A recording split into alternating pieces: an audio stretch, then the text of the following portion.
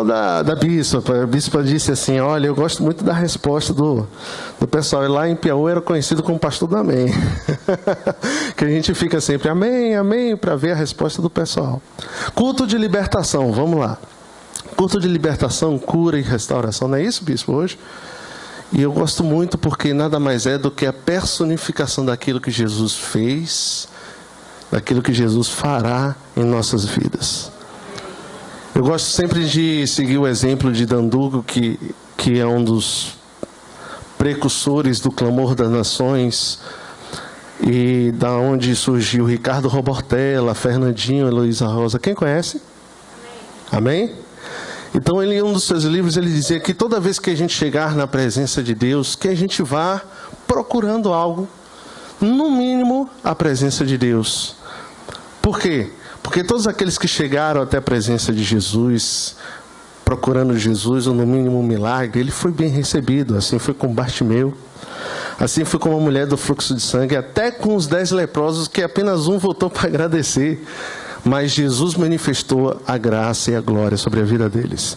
E eu creio que nessa noite Jesus estará manifestando a graça e a glória dele sobre a nossa vida. Amém? E eu queria entrar num tema interessante nessa noite.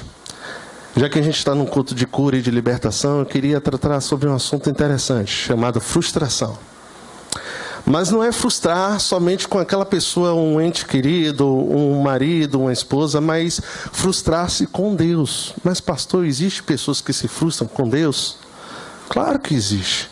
A Bíblia está recheada de pessoas que começaram bem, mas terminaram mal. Porque a palavra de Deus diz que melhor é o fim de todas do que o começo. E hoje eu queria estar ministrando com um tema que diz assim: a resposta...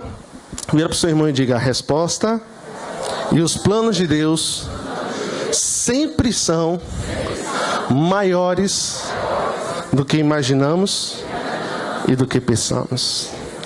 Quem crê nisso? Maravilha. Eu costumo dizer que frustração é o oposto de fé. Frustração, você espera algo e que esse algo talvez não aconteça, ou talvez imaginamos que não aconteça. E a fé nada mais é que Hebreus 11:1 diz que é o firme fundamento. Olha que redundância, o firme fundamento. É concreto em cima de concreto. É firmar em algo que já está consolidado. O firme fundamento das coisas que não se... mas das coisas que se esperam em... Então, quando a gente fala sobre frustração, a gente está indo em oposto da fé. E eu queria contar uma história interessante sobre o maior exemplo daquilo que o povo achou que seria o maior milagre, mas Deus ainda tinha algo reservado muito maior, que é a saída do povo de Israel do Egito. E eu costumo de dar 2 avisos antes. O primeiro é, por favor, não me deixe sozinho na ministração. Toda vez que eu pedir um texto para vocês leem comigo. E o segundo é que quando nós estivermos lendo, né, nós possamos meditar na palavra de Deus e crer isso como verdade na nossa vida. Amém? Maravilha, o povo aprendeu, amém. Vamos lá, Êxodo, capítulo 2, verso 24. Costumo dizer também que eu sou do Ministério de Jesus, eu gosto de contar uma história. Não sou exímio pregador, mas eu gosto de contar a história. Assim como Jesus contava histórias. Vamos lá, Êxodo capítulo 2, verso 24. Maravilha. Não, 2:20, desculpe. 13, 20. As vistas do pastor já não estão. 13, 20. Vamos lá. Esse é o 2:24 que eu falei, 13, 20. E diz assim, quantos acharam? Quantos acharam? Vamos lá. E diz assim, a palavra de Deus: os israelitas partiram de... todo mundo de... e acamparam em Etã. Repita comigo, Etã. Vira para o seu irmão e diga: não esqueça de Etã. Junto ao deserto, ou à beira do deserto, ou em algumas traduções, a entrada do deserto. Olha ali. Agora o segundo texto que nós vamos ler está em Êxodo capítulo 14, verso 1 a 3. Logo mais à frente. Quando se acharam? E disse assim a palavra do Senhor. Diz o Senhor a... Quem falou? Quem falou? O Senhor. Isso. Falou com quem? Mais uma vez, quem falou? Falou com quem? Diga aos israelitas que mudem de rumo, ou que voltem, em algumas traduções. Acampe perto de Pi-Hairote, entre Migdol e o mar. Acampem à beira do mar, defronte a Baal-Zephon. E o faraó pensará que os israelitas estão vagando confusos, cercados pelo deserto. Quem falou? Falou com quem? Ok. Até aí. Escute. Essa conta a história do povo de Israel quando sai do Egito e recebe a vitória de Deus. Todos nós sabemos que Deus usou tremendamente Moisés, realizou prodígios, sinais e maravilhas. O faraó não aguenta a pressão e libera o povo. O interessante é pensar que, às vezes, Deus está tão limitado às circunstâncias que Deus não está vendo as nossas circunstâncias, que Deus não ouve o que nós clamamos e, principalmente, Deus não faz o que imaginamos que Ele pode fazer. E esse exemplo de que os filhos de Israel saem do Egito e são livres pela mão poderosa de Deus, poderia até ter acabado aqui em Etam. Mas vamos lá compreender como foi toda essa estrutura, da onde os filhos de Israel saíram e da onde os filhos de Israel chegaram e viram a glória de Deus. Escute, abra aí agora em Êxodo, capítulo 12, verso 40.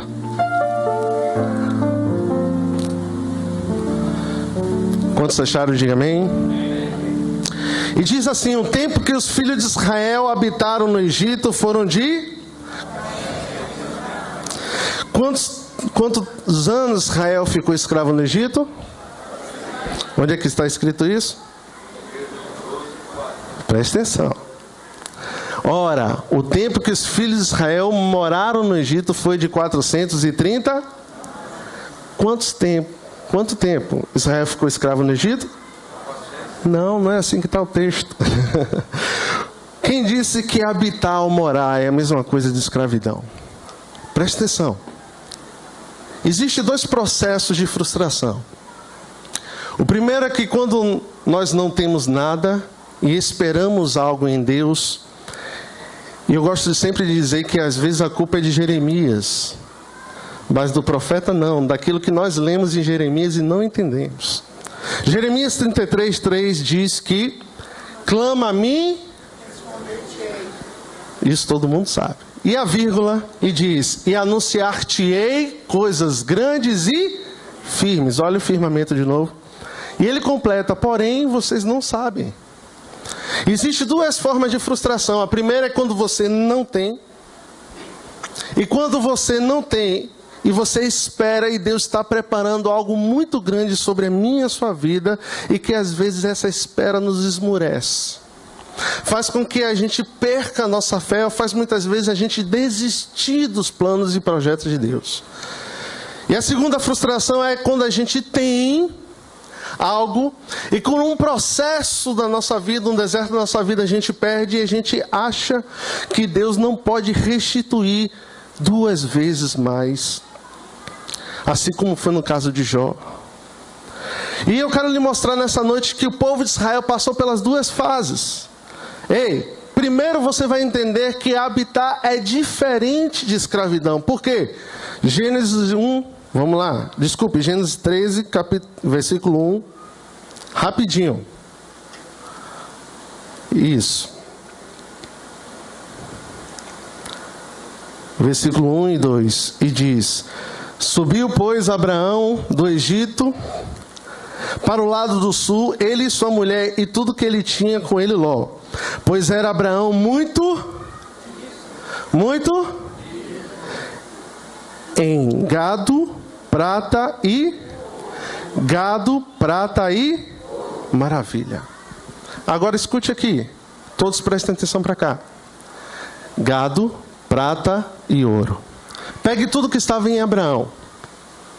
Junte com tudo que passou para Isaac, aquilo que Isaac produziu.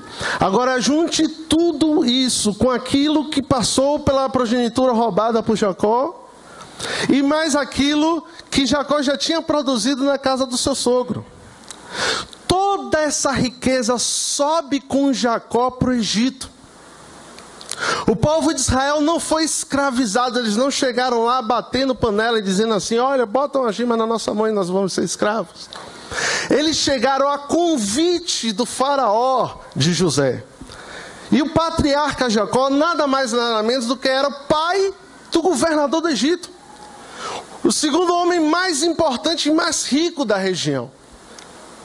E quando eles chegam no Egito, eles chegam para uma terra onde o faraó deu, chamada de Gósen. Segundo os historiadores, eram 32 quilômetros de muro de frente, mais 74 quilômetros, quase daqui para a feira de muro, de fundo. Eles viviam maravilhosamente bem. Eu costumo dizer, eu estava no churrasco com leite de cabra, fazendo ofertas para o Senhor e vivendo bem. Mas viveram até o dia que veio a escravidão. E quando veio a escravidão? Vamos lá, Êxodo capítulo 1, verso 8.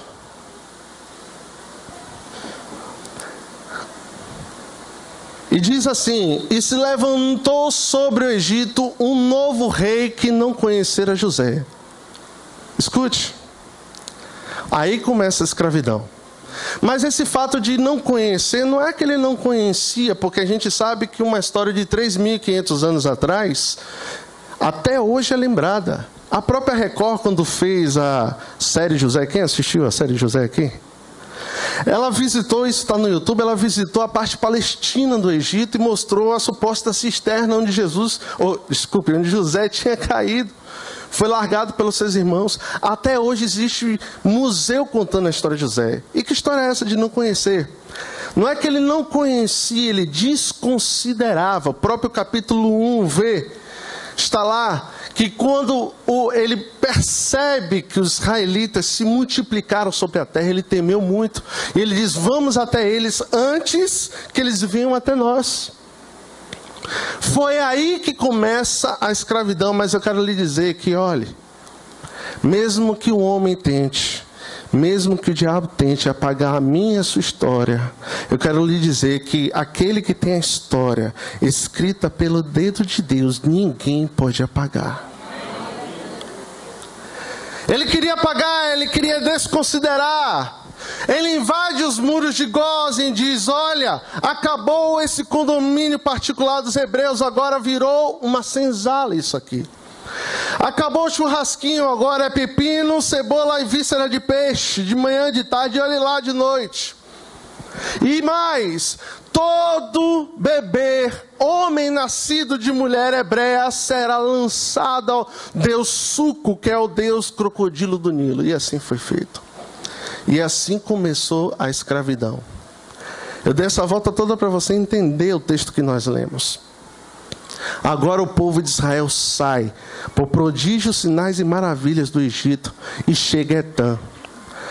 Êxodo capítulo 13 diz que Moisés vira para o povo e diz: povo de Israel, observa e vê a terra que vocês estão pisando, porque hoje é a primeira terra, longe da terra do Egito, onde vocês são homens e mulheres livres. A terra de Etã ficava a 5 quilômetros da fronteira do Egito. 8 dias no deserto de caminhada já estava em Midian, onde estava o Jetro, o sogro de Moisés.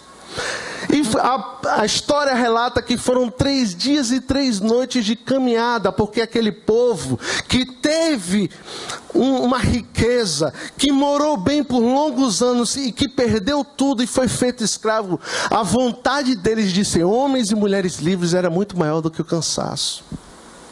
Era muito maior do que a fome, a sede, a privação de sono, porque eles queriam estar em terra livre.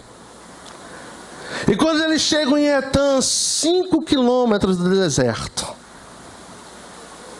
5 quilômetros da fronteira do Egito, eles já eram homens e mulheres livres. E aqui eu quero entrar com a administração para a gente finalizar. Até aí Deus já realizou um grande milagre, sim ou não? Até aqui eles foram livres, sim ou não? Até aqui eles pela primeira vez, eles dormiriam como homens e mulheres livres, sim ou não? Foi uma festa, bispo. A palavra de Deus diz que a primícia de tudo eles consagraram ao Senhor, dos filhos aos animais. Foi uma noite de alegria, foi uma tarde de alegria. Até que, quem falou? O Sem. Falou com quem? Moisés recebe um zapzinho celestial. E quando ele mentaliza, sim, Senhor, o Senhor quer falar comigo? Quero falar contigo, Moisés. Eu posso até imaginar a situação. Povo, continue a festa aí. Deus é bom, Deus é maravilhoso. Espera aí que Deus quer falar comigo. E aí Moisés vai falar com Deus. E eu li, você leu que quem falou com Moisés foi Deus. Deus vira para Moisés. Moisés, eu tenho algo para lhe dizer. Fala, Deus. Diz ao povo que volte. Diga ao povo de Israel que volte. E ainda dá um endereço. Vocês vão acampar numa praiazinha, onde não tem saída nem para a direita, nem para a esquerda, só tem um corredorzinho, e fiquem ali. E Deus explica e diz, porque o faraó pensará que eles estão perdidos no deserto. 8 dias, queridos, de caminhada para Midian, era rapidinho. A concretização da vitória, e Deus manda o povo voltar. Mas eu quero lhe dizer nessa noite que nem todo retrocesso é o fim. Nem todo recomeço é o fim. Deus tem coisas grandes. Vira para o seu irmão e diga assim: Deus tem coisas grandes e firmes para você. Se parasse ali já estava bom. Agora imagine a cena de Moisés dando um recado. Precisa ser muito macho para dar um recado desse. Vira e diz: povo, junta aí nosso líder Moisés. Ô glória, ô Moisés, estamos juntos. Maravilha, Deus falou comigo. Deus falou com Moisés. Aí, aquela festa toda. Eu posso até imaginar Arão dizer: peraí, gente, deixa um homem falar. Ele respira fundo e diz: olha, preciso falar com vocês que Deus mandou voltar. É o que, Moisés? Deus mandou voltar. E sempre, olha, tem algo interessante. Você que é líder, você que é líder de uma célula, você que orienta, você que é pastor, você que é bispo. Quando Deus lhe dá uma visão, fique firme. Sempre vai ter um ou dois, uma pequena parcela que não entende. Meu irmão, para você ficar firme nessa hora, só Jesus. Imagina as pessoas dizendo, virando para Moisés, diz: mas Moisés, começa assim: Moisés, você tem certeza? Tenho certeza. Tem certeza? Moisés nunca errou até ali. Deus falava com Moisés, eles viram os prodígios e maravilhas de Deus, mas até ali. Eu fico imaginando alguns dizendo assim: mas Moisés nunca amassou barro não, né? Moisés nunca comeu víscera de peixe não, né, Moisés? Moisés, você nunca teve um filho jogado no rio Nilo para os crocodilos comer? Você nasceu em palácio. Aí começa essas falácias, atitudes e as falsas ministrações. Eu não sei, queridos, como foi que aconteceu, mas eu sei que Moisés convenceu o povo. E o povo seguiu. Mas olha que interessante. Vamos lá. E já vou terminar. É rapidinho. Êxodo capítulo 14, versículo 21. Aliás, 14:10.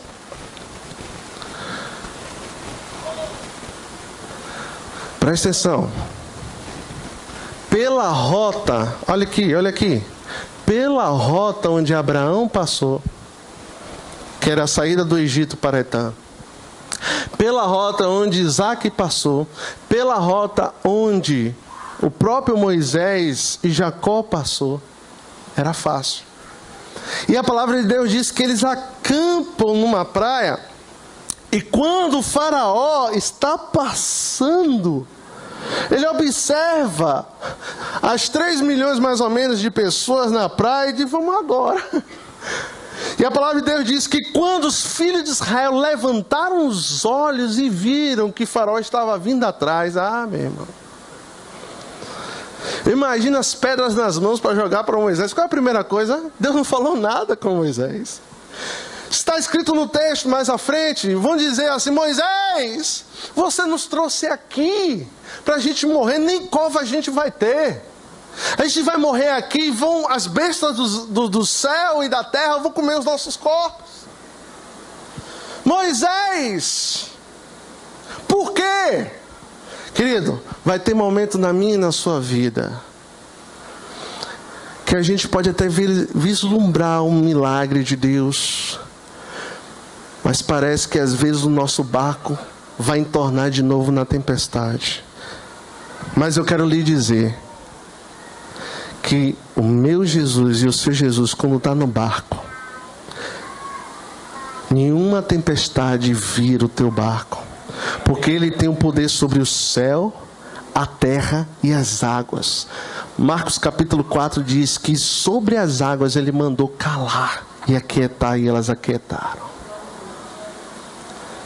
Ei, Deus viu 4 dias no futuro. Ele olhou para o povo, viu a festa em Etã, mas quando automaticamente o faraó muda no coração e diz: eu liberei, mas agora eu quero matar.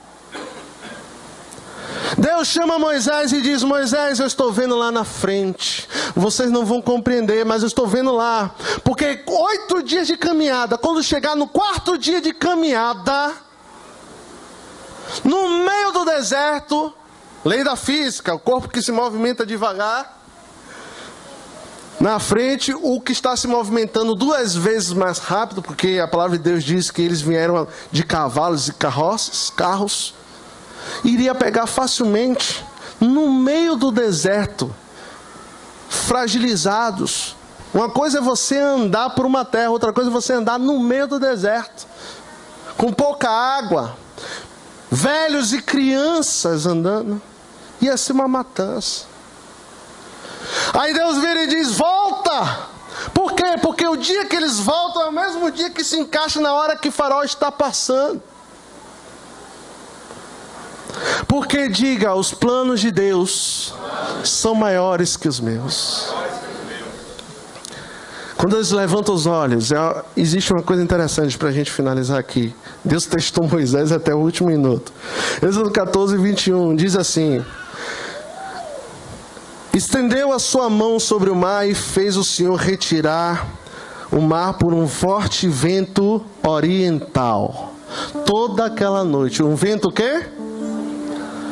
Um vento o quê? Presta atenção aqui. Vocês já se perguntaram por que Moisés disse assim?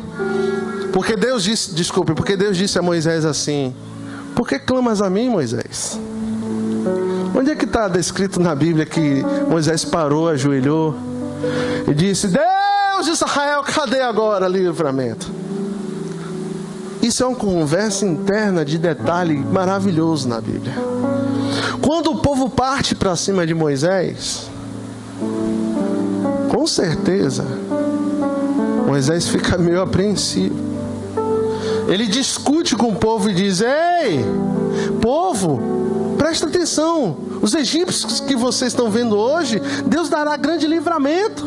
Ele começa a argumentar, tentar argumentar. Mas meu irmão e minha irmã, só quem passa pela prova sabe. Às vezes quem está do seu lado não entende o que você está passando. Você chega aqui, está bem vestida, está com um sorriso no rosto, mas Deus sabe muitas vezes que você passa no seu íntimo. Quando Deus vira para Moisés e diz: está clamando a mim por quê? Diz ao povo que marche. E olha a resposta de Deus, ele diz: e tu? Ou seja, você homem, ei, estende a tua mão. e fere esse mar. Provoca uma atitude de fé agora. E Deus não quebra princípios. Diga isso, Deus não quebra princípios. Mateus capítulo 18 diz: em verdade vos digo, o que ligares na terra será ligado nos céus, e tudo que desligar na terra será desligado no céu. Escute aqui, volta aquele outro, para você entender. Às vezes a gente imagina que a situação foi que nem nos filmes da Disney, naquele... Esqueci. Não, o Príncipe do Egito, que ele bate aquele mar. A palavra de Deus diz, ele estende a mão, e o vento oriental é de lá para cá. O vento não partiu assim, veio de lá para cá. O que eu entendo aqui em Mateus 18? Que Deus não quebra princípios. Todo milagre de Deus precisa de uma ação aqui, porque vai gerar uma resposta de lá para cá. Escute, eu acho que você não entendeu. Todo milagre de Deus precisa de uma ação aqui. Não foi assim, o vento soprou até que o mar secasse. E a Bíblia diz que foi a noite toda. Mas ele estende a mão. Quando ele estende a mão, a atitude de fé dele gera uma resposta de Deus. Assim foi com a mulher do fluxo de sangue. Quando ela sai ao encontro de Jesus, ela já dizia na cabeça dela e no seu íntimo: mesmo que se eu tocar na orla dele, eu serei curada. Bartimeu, quando escuta que é Jesus que está passando, meu irmão, o cara fica doido. Ele milagre e para, e todo mundo para de falar: não quero, Jesus, filho de Davi. Imagine um cego apontando e gritando. Ele tem que gritar em todas as direções, porque ele não sabe onde é que estava. Mas ele não desistiu.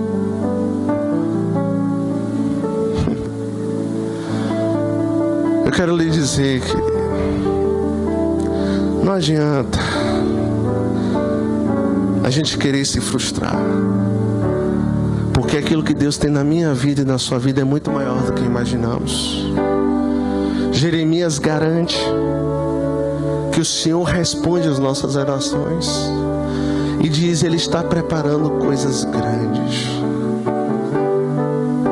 Você não sabe ainda, mas tome a sua atitude de fé nessa noite.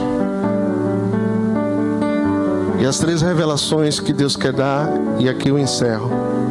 A primeira: Jesus coloca um fim nessa perseguição que você está passando. Não adiantava somente liberar o povo. Jesus tinha que acabar com aquela situação. Deus tinha que acabar com aquela situação do povo. Na hora que o povo passa as pés a seco, Faraó entra atrás do povo em perseguição, e Deus fecha o mar e acaba a história ali. Hoje Deus quer colocar uma pedra sobre essa circunstância na minha e na sua vida. A gente precisa ter uma postura de ação. Crer que o Senhor tem coisas reservadas, coisas grandes na minha e na sua vida, na sua casa, na sua família, no seu ministério. Eu escutei tantas pessoas dizerem: esse aí não tem mais jeito, pastor. Filho meu nas drogas há 10 anos. Eu disse: você tem fé?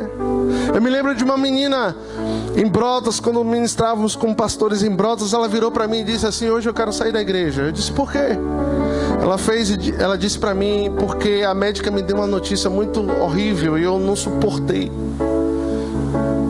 Eu não consigo entender porque Deus me dá esse sentimento de ser mãe no meu coração, mas agora a circunstância me disse que não.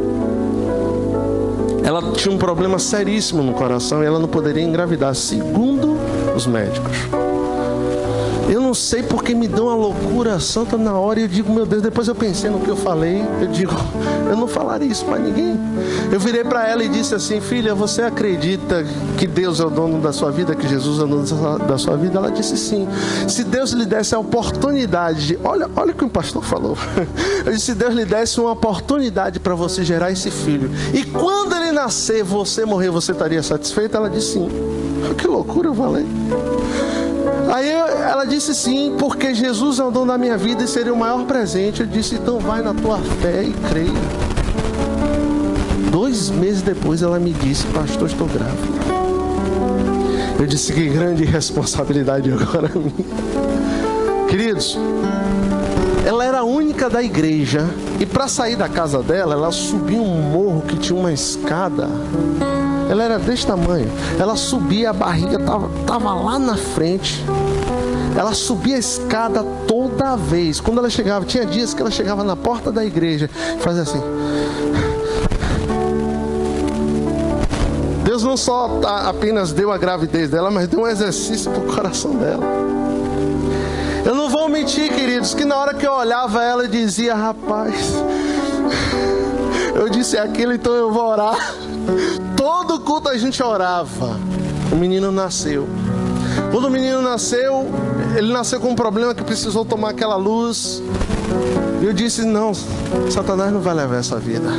Aí cheguei lá, eu me lembro na UPA de Brotas, eu saí dando carteirada lá, até chegar na UTI onde ele estava, meti a mão naquela luva da incubadora, orei por ele e disse, Senhor, essa vida é tua, é promessa tua. Hoje o menino está maior que ela. Os pais são pequenininhos. Eu disse, quem puxou? Porque o menino já está esticando. Deus é um Deus do impossível. Segundo princípio, vencer no caminho largo é fácil. O caminho lá que todo mundo passava até Etã é fácil. Mas entenda, o caminho largo às vezes pode levar à perdição.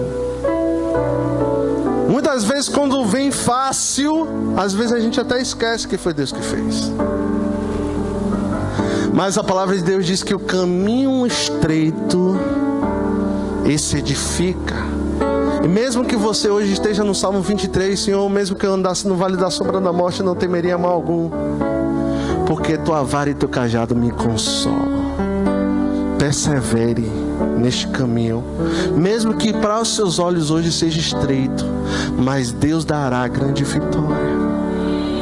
Terceiro e último, quando as circunstâncias dizem não, quando você tenta, olha, a palavra de Deus diz o seguinte: não se prenda ao teu próprio entendimento, mas coloca os teus caminhos ao Senhor e Ele endireitará as tuas veredas. Ei, pare de tentar lutar pelas tuas forças, circunstâncias que não é a tua luta. Quando tudo está dizendo que não, esse é o momento do manifestar de Deus na minha e na sua vida. Quer um exemplo? Meu apartamento, durante 4 anos que eu fiquei, escute, 4 anos eu fiquei desempregado. Foi até antes da crise. O bispo ainda acompanhou parte dessa história. Eu só comia quando Deus dizia, é hoje. Engraçado que eu não emagreci nesse processo. É milagre de Deus. Eu me lembro que a gente foi ministrar numa igreja, 3 meses depois, eu estava orando em casa e dizendo, hoje já é o 2º dia de jejum. Acabou o ovo. Eu disse, olha, eu sou masterchef em ovo, viu? Ovo mexido, ovo batido, ovo, tudo. Aí eu disse, Deus, não tem nada na geladeira para comer. 9 horas da noite. Chega um rapaz dessa igreja que eu ministrei há 3 meses antes. Ele chega com aqueles carros, eu sou um pouco antigo, Pampa, como é que tá? Corrier hoje. Aquela picape menor, arriado, irmão. Não coube na minha despensa. Durante esse processo de 4 anos, eu vi meu apartamento, porque eu tinha uma empresa, ganhava bem, mas aí, Deus, para me tirar do Egito, Ele fez um processo na minha vida, mas precisou abrir o mar vermelho para eu passar. E eu perdi tudo. Meu apartamento, que era uma prestação de R$2.000, na época que eu tinha condição, para uma pessoa que não ganhava nada, foi para execução 5 vezes da Caixa. E toda vez que ia bater o martelo do leilão, só que meu apartamento faz parte do testemunho de casamento. E é uma coisa que eu dizia: Senhor, por quê? Pare de perguntar por quê e pergunte para quê. Pare de perguntar por que isso, Senhor, e pergunte assim: Senhor, é para quê? Para que seu nome seja glorificado? Porque toda vez que eu dava o testemunho do casamento, eu saía triste. Encontro de casais, tudo, eu saía triste e dizia: mas eu vou perder o apartamento. E Deus não deixou. Até hoje Deus não deixou. A primeira vez uma pessoa me liga e disse: pastor, eu passei aqui em casa porque eu tenho dinheiro para entregar a você. E eu já encerro. Aí eu disse: tá. Eu disse: amém, glória a Deus. Aí fui com o carro, para quem sabe é Jozinho, tá aí na frente, depois eu conto a história de Jozinho. E quando eu cheguei lá, que eu fui na casa dessa pessoa, ela virou para mim e disse assim: vem cá, qual é a dívida que o senhor tem? Aí eu parei comigo e pensei: água paga, porque Deus pagava tudo, irmão. Aí eu dizia assim: água paga, luz paga. Nesse processo até eu almocei e jantei em restaurantes chiques da cidade, porque o pessoal fazia assim: ó, eu tô aqui em tal lugar, você quer vir? Eu disse: só se for agora. Eu disse: que glória é essa? Eu nunca conheci o fogo de chão e conheci sal e brasa, tudo isso aí você vê, né? O povo não chama assim para orar no monte, chama para comer.